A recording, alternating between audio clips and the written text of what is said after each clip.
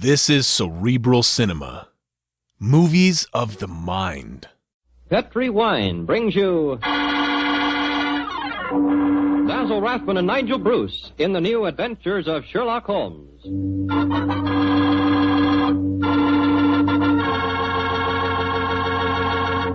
The Petri family, the family that took time to bring you good wine. Invite you to listen to Dr. Watson tell about another exciting adventure he shared with his old friend, that master detective, Sherlock Holmes. Of course, I can't be as entertaining as Dr. Watson, but I can tell you something that's really worth knowing. Simply this. The best beginning a good meal ever had is a glass of Petri California Sherry. Petri Sherry is the perfect before-dinner wine. While you're waiting for dinner to be put on the table, pour yourself a glass of that clear, amber-colored Petri Sherry. Now, just sit back and sip it slowly. Take your time so you can thoroughly enjoy every single drop of that wonderful Petri flavor. And what a flavor that sherry has. Comes right from the sun-ripened heart of wonderful California grapes. Now, you may be a real wine expert and know all about sherry wine, but believe me, until you've tried a Petri sherry, you're really missing something, and no kidding. Serve Petri sherry alone, or serve it with canopies or appetizers. And by all means, serve it proudly. You can, because the letters P-E-T-R-I spell the proudest name in the history of American wines. Petri.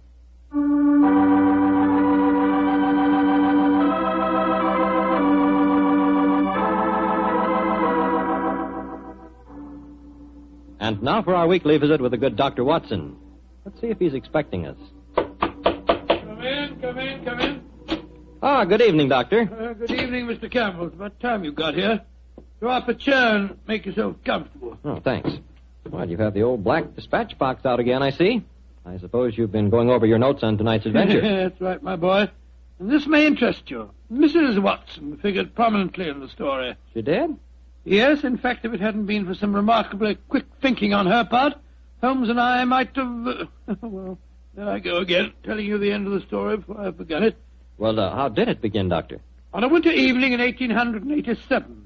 I'd been married some months, and in consequence I hadn't seen much of my old friend Sherlock Holmes. Oh, you're still living at Baker Street, I suppose? Yes, my boy, but we couldn't persuade him to come round and see us. From time to time I'd heard some vague accounts of his doings, of his summons to Odessa in the case of the Trepoff murder, and of his clearing up the singular tragedy of the Atkinson brothers. But to get back to tonight's story, my wife and I had just finished an excellent dinner. I remember had settled ourselves down for an evening of pleasant domesticity. She was stitching away on a piece of extra petit pois, and I was at my desk balancing figures in the family account book. After a few moments, my wife looked up to me and said, John, dear, don't look so troubled. "Oh, was I looking troubled?" Well, you've been scowling at that account book for 10 minutes now. What's the matter, dear? Don't the figures add up correctly? Oh, yes, they add up correctly. In fact, they tell a very pretty story. After buying my practice and setting up all my outstanding accounts, I find that we have nearly £150 left of the diary that Mr. Sholto settled upon you. 160, isn't it, dear? I was doing the same sum this morning. Oh, well, but that is 160. In any case, Mary, dear, the point I was going to make is that we don't need the money just now. My practice is picking up splendidly, and I was thinking that we might invest it in something really sound, of course. Who's been talking to you, John? Dr. Wilson again. Well, as it happens, I did bump into him at the hospital today. He can put us onto something very good in Peruvian silver. What do you think of the idea? Well, John, the fact is, I'd almost decided to make a business investment with it myself. I thought I'd surprise you. Well, now let me tell you about it, John. Oh. Yesterday, when you were out on your rounds, Yes? a most charming man called here, Oh, a yes. Mr. Ted Barber. He introduced himself as a friend of Mrs. Cecil Forrester's. Well. He said he was certain we'd be interested in his new company. And he talked so convincingly that, well, I'm afraid I almost promised him I'd buy some stock in the company. Did you really? What sort of company is it? Well, I didn't quite understand that part of it, but it sounded wonderful. He left a prospectus. It's in the right-hand drawer of the desk. It's something to do with a wonderful new metal that's been discovered by an American chemist called Paradol or Paradis or something. Oh, let's have a look and see what it says. A company formed to exploit the amazing new metal discovered by Dr. Paradis. Paradol preferred stock. The potentialities of this new alloy are immeasurable. The fourth dimension has been conquered. What? Vital dislocation is an accomplished fact. Good gracious me, my dear child. This prospectus is absolute poppycock. Now, John, you mustn't be stubborn. I think at least we should investigate. The man said that if we went to the laboratories, Dr. Paradis would give us a demonstration himself. But Mary dear, the fourth dimension. I mean to say, it's obviously a fraud. That's what everyone says when a new invention comes out. But this might be an opportunity for us to make a lot of money, John. Mary, I do wish To that... please me, dear? Well, I can't argue with you very long, Mary. All right. I'll take you to the laboratory in the morning, but I warn you, I'll show this Dr. Paradis up for the charlatan that he is.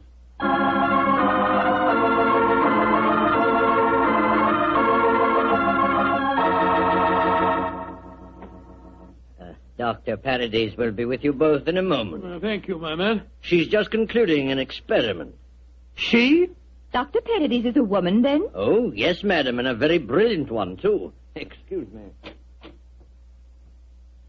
Oh, that's the last straw. The whole thing sounded like an obvious fraud, and now we get here and find that a woman doctor's at the back of it all. Just because she's a woman, it doesn't mean to say that...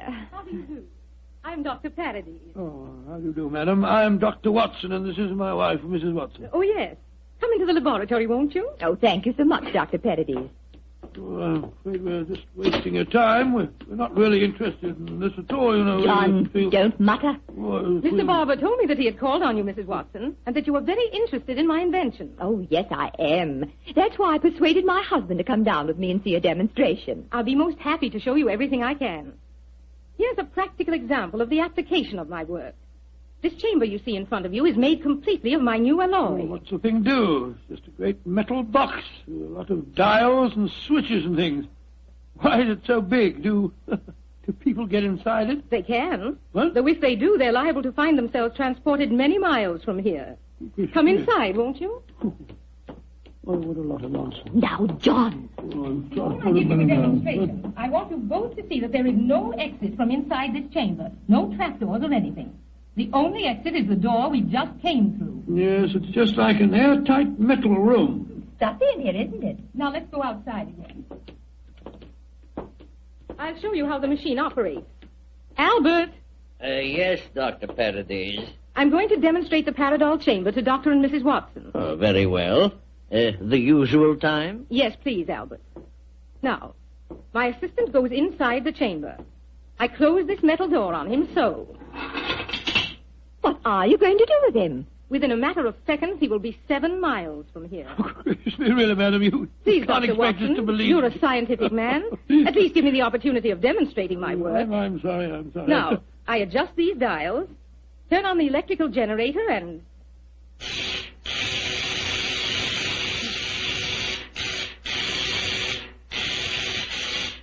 Good Lord, what an amazing business. Now open the door, Dr. Watson, and look inside, please.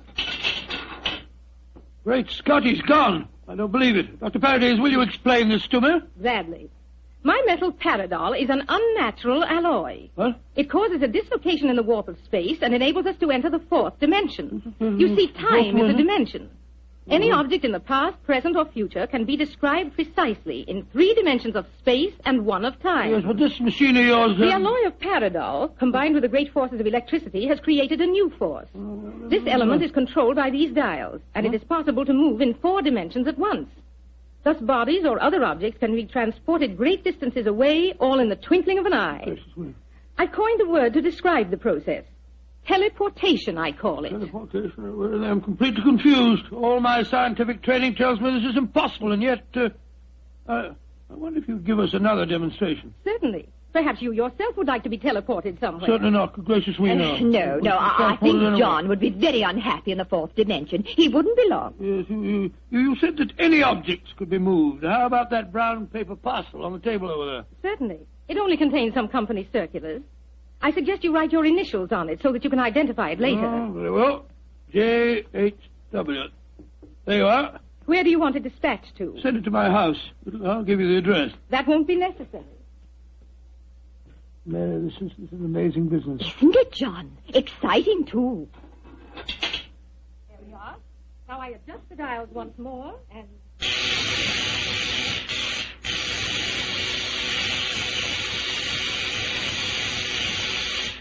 The top parcel is already at your house. Oh, it's impossible. Come along, Mary. Let's get a cab and race back there as fast as we can. Well, Yes, goodbye, dear. Doctor. Goodbye, Doctor.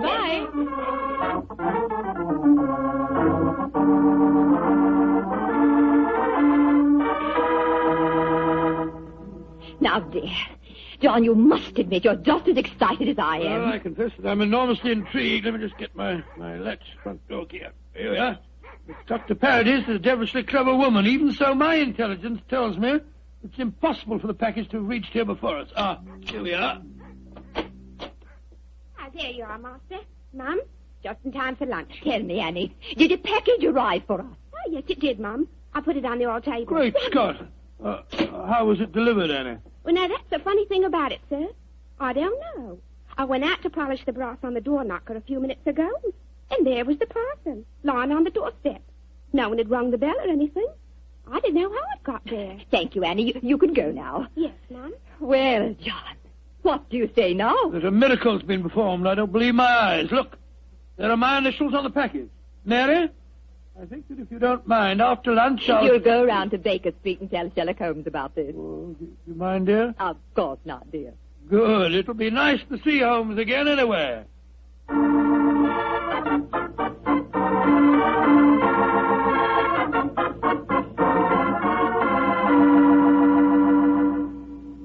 Dr. Watson, how nice to see you again. Hello, Mrs. Hudson. How are you, my dear? Oh, I'm just fine.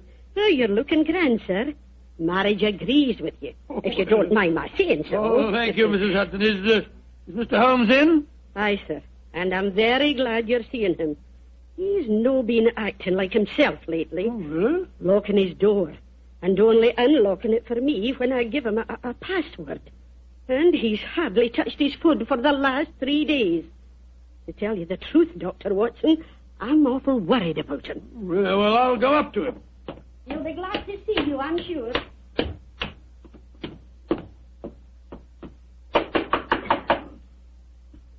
Yes? Who is it? It's me, Watson. Watson? Oh, possibly. I'm not taking any chances. Holmes, this is ridiculous.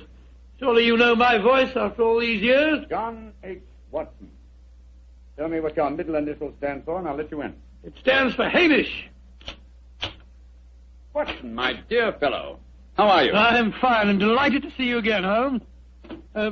Incidentally, why all this rigmarole about locked doors and passwords? Well, Professor Moriarty has decided that it's high time to settle his score with me. There have been several attempts on my life lately. Twice I've been attacked in the streets, and only yesterday a shot was fired at me through the window you see broken there. Lord Holmes, you must be careful. I am being very careful. That's why I indulged in what you refer to as all this rigmarole. But, well, enough of my problems. What's on your mind? There's a sparkle in your eye and an air of excitement that tells me that you've some news to impart. Well, I must say there is something. Of course there is, my dear fellow. Come on, tell me about it. You ever heard of a new metal called Paradol and its inventor, Dr. Paradis? Oh, yes, indeed I have. I received a prospectus concerning it the other day. Well, what do you think of the idea? Oh, obviously it's rubbish designed to fool a gullible public into buying shares. Don't tell me that you were taking advice. Oh, no, of course not, Holmes. Naturally, as a scientific man, I knew it was rubbish. My wife, however, had got a little involved in the concern, and so today, to prove to her that the whole thing was a fraud, we went down to the laboratory and met this Dr. Paradis. Oh, did you indeed? In the first place, let me tell you, this Dr. Paradis is a woman. Oh, a woman? As you can imagine, I didn't have any difficulty in discrediting her theories. In fact, I'm afraid I made her seem rather stupid. However, we did stay there long enough for her to give us a demonstration.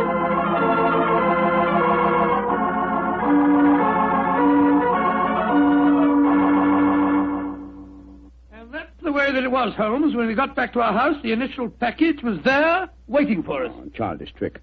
Obviously, the Paradol chamber contains an ingeniously hidden trapdoor, through which the assistant disappeared and later the package. A fast cab then took it to your home before you could get there. Oh, yes, oh, really? Well, yes, of course, that's exactly how I explained the thing to Mary. Was she impressed with the feat? Yes, she was. But you know how women are. I tried to tell her the whole thing was a fraud. She's very obstinate. I was hoping perhaps that you will help me expose the concern. Oh, hardly seem necessary, old fellow. Such an obvious fraud. However, for your sake, I'll be glad to do anything I can. Well, I thought we might go down to the laboratory late tonight when nobody's there and take a look at that Paradol chamber a little more closely. Yes, a rather good idea. After being cooped up here for 3 days, it'll be a pleasure to get some night air and indulge in a little simple burglarizing. Well, shall I call for you here? No, wait a minute, dear fellow. It's much too dangerous. I'll be in a hansom cab outside your house about 11:30 tonight. How's that? Splendid.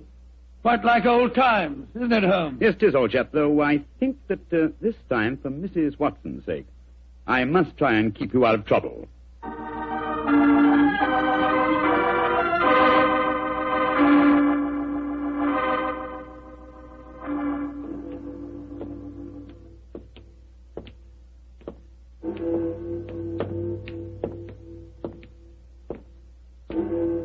Midnight, Holmes. Yes, Watson. Time that only concerned old bachelors like myself should be wandering the streets of London. Oh, rubbish, Holmes. You talk as if Mary was a tyrant. Now, don't get angry with me, old chap. I was only being facetious. Is this, Dr. Paradol's laboratory? Yes. I'd like to be seen. I don't imagine it'll be very hard to break in, though. Strike a match, will you? I took the precaution of bringing this lantern. There you are. Thanks, old fellow. Is the door locked? Yes, but I think a skeleton key will do the trick. Hold this lantern for a second, will you? Yeah. Oh, this is child's play so far. Come on. There's the Paradol chamber over there. Uh-huh. Give me the lantern again, old chap, will you? Thanks. Mm-hmm. Quite an elaborate contraption. The door's been left open. Let's go in and take a look at the inside of it. Not both of us, Watson. If this is the only entrance, and the two of us walked in, it'd be too easy to slam the door shut on us. I suppose so. You go in and I'll keep watch out here. All right. Oh, I trust that in a few minutes I won't find myself lying on your doorstep. Holmes, there are times when your sense of humor is a little strained.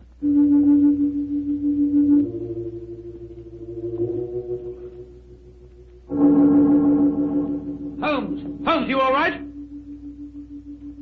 Watson! What is it, Holmes? The body of a dead woman. She's been shot. Unless I'm much mistaken... Let me come and look. 1,000 to 1, it's Dr. Paradis. Yes, it is. Watson, get out of here. Don't you see that? Good Lord, someone has slammed the door shut on us. Yes, my dear fellow. We walked into a trap very neatly. I'm afraid that we're imprisoned in what appears to be an airtight metal chamber, and the only person who can help us to get out of it again is a corpse.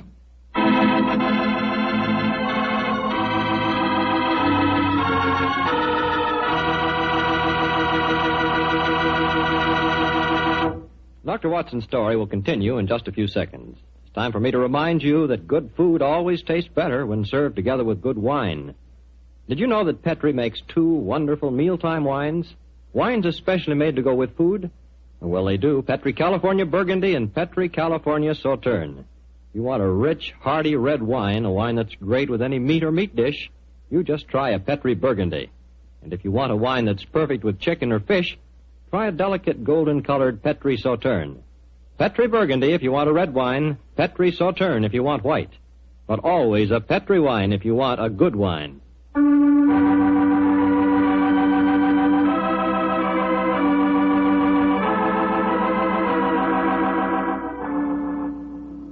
Now back to tonight's new Sherlock Holmes adventure. It is in the early hours of a winter's morning in 1887. The famous pair, while investigating the mysteries of a scientific laboratory in the East End of London, have been trapped in an airtight metal cabinet, their only companion being the dead body of a woman scientist.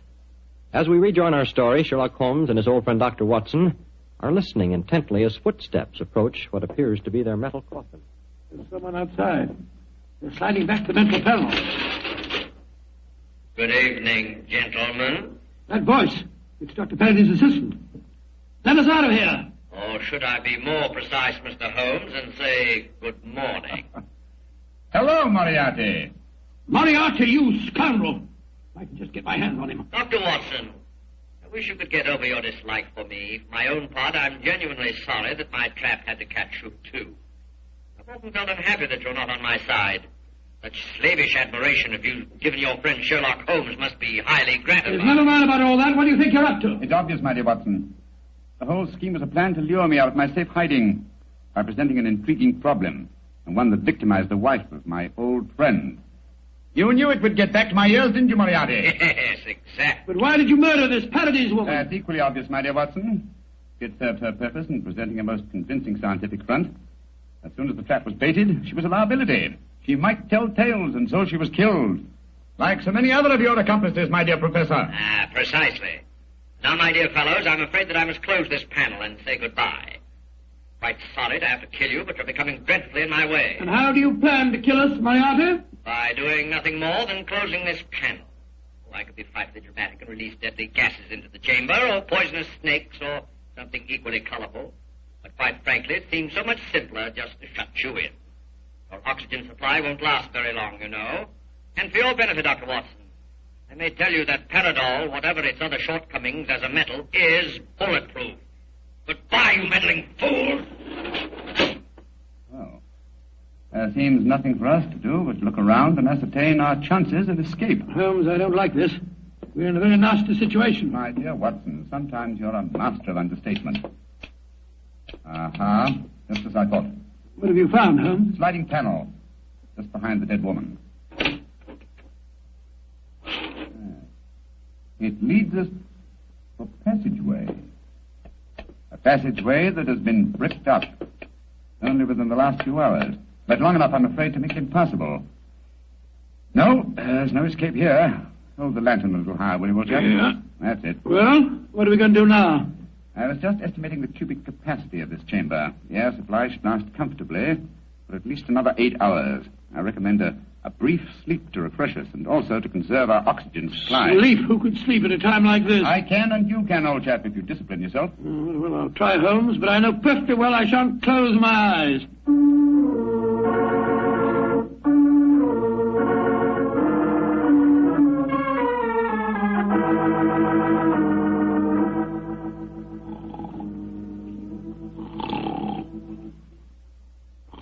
Wake up, Watson, wake up. Yes, Mary dear. It's you. We're still in this infernal trap. I'm afraid so, old chap. What time? Just after 7 in the morning. How long did you estimate our oxygen supply would last? Probably about another hour. Well, it's just possible that some worker will come to the laboratory early and let us out. I shouldn't count too much on that if I were you. I suppose not. I say, Holmes, I'm famished. Yes, I thought you would be, my dear chap, so I saved you this half of a bar of chocolate. I ate my own share just before you awakened. Oh, thanks, my dear fellow. Did you sleep too, Holmes? No, I didn't, Watson. I employed my time in conducting a minute examination of this chamber. I was trying to find some possible way of getting out. Then you failed, eh? I'm afraid so. Holmes, this looks like the end, doesn't it? Well, if it is my time to die, I'm glad that we're together again. Although I blame myself entirely for letting you into the trap. Come now, my dear fellow. Don't take it as badly as that. But you admitted you're defeated and that there's no possible way out of this distance. I meant that there's no way out from the inside. So my plan worked. Good gracious me, what on earth? The star, there you are. Mary! Mary, you dear little thing, you must have been frightened to death. Hello, John. Oh, poor dear, you must have spent a miserable night. Well. Mr. Sherlock Holmes and Dr. Watson have been getting themselves in trouble again, eh? Sir, this is no time for your heavy-handed badinage. There's the body of a murdered woman inside that chamber. She was killed by Professor Moriarty. Professor Moriarty? It's too bad you didn't get my message sooner. Your message? Oh, bless myself, Holmes. I wish you'd tell me how you got your message to Scotland Yard. Well, ever since these recent attacks on my life, I've had my delightful band of ragamuffins, the Baker Street Irregulars, watching my house in fixed watches, 2 at a time. I gave the boys instructions to follow me whenever I went out. And if ever I did not reappear within 3 hours, they were to report to our friend Lestrade at Scotland Yard. Holmes, you're amazing. You think of everything. Just a minute, gentlemen, just a minute. I didn't get no message from any of your Baker Street irregulars. Oh, you didn't? No, sir. Though I did find a couple of the boys tied up when we came in here just now. But if you didn't get a message from them, how did you come here so opportunely? That's an easy one. Because Mrs. Watson here came and fetched me. You did, Mary, but how on earth? Go on, Mom. What? Tell him. Well, it's really very simple. When John came back from seeing you yesterday, Mr. Holmes, he was over elaborately casual in his references to the Paradol chamber. So, of course, I knew at once the two of you were going to investigate the matter. I also caught him oiling his revolver after dinner. I didn't know that you slipped out last night, John. But as soon as I woke up this morning, I realized what had happened. So I went straight to Scotland Yard for Inspector Lestrade and brought him here with me. Why, Mary, you clever little thing. Isn't she a clever darling, Holmes? Mrs. Watson, this has been a salutary experience. Will you allow me to congratulate you on your deductive ability?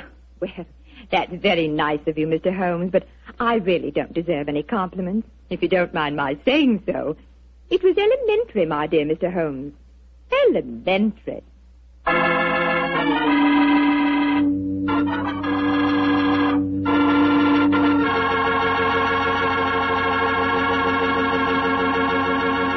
This is Bob Campbell saying good night for the Petrie family. This program comes to you from our Hollywood studios. This is the Mutual Broadcasting System.